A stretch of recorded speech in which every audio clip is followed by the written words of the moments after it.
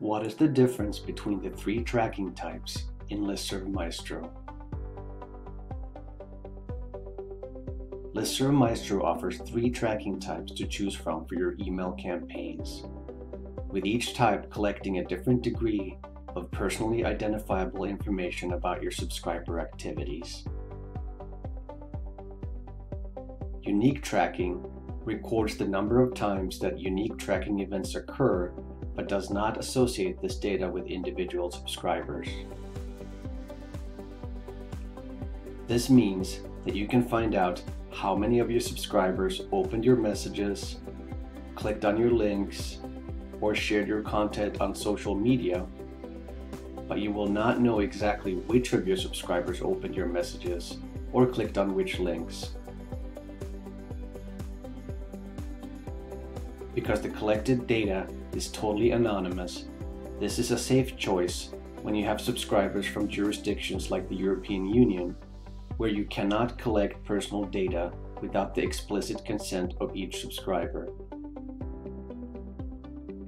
Anonymous tracking collects the same data as unique tracking, but allows you to associate it with the demographic profile fields of your subscribers.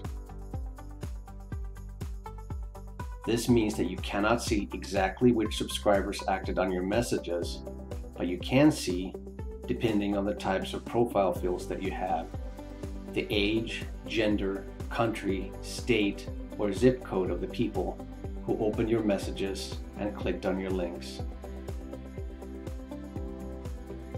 Personal tracking collects the most specific data and allows you to see exactly which subscriber opened your messages and clicked on which links.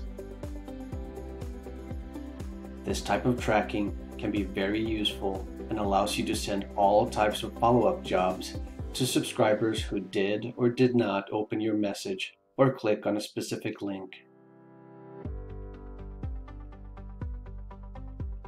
Keep in mind, however, that data privacy laws in some jurisdictions do not permit you to collect this type of personal data without the consent of each of your subscribers.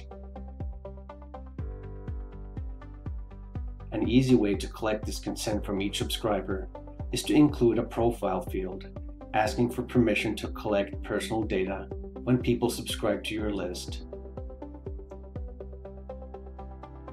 If you're sending a job to a list that contains this type of special consent field, the personal tracking option will be replaced by an option called permission-based personal tracking. What this means in practice is that you will be able to collect personal data about subscribers who have given their consent and unique non-personal data about subscribers who haven't. Determining who has and has not given consent for personal tracking is entirely automatic, so you can safely send a message to a mixed list where some subscribers have given consent while others haven't. This means that you can collect as detailed data as possible for your tracking reports, while at the same time ensuring that you comply with data protection regulations with strict consent requirements for the collection and handling of personal data. Thank you for watching.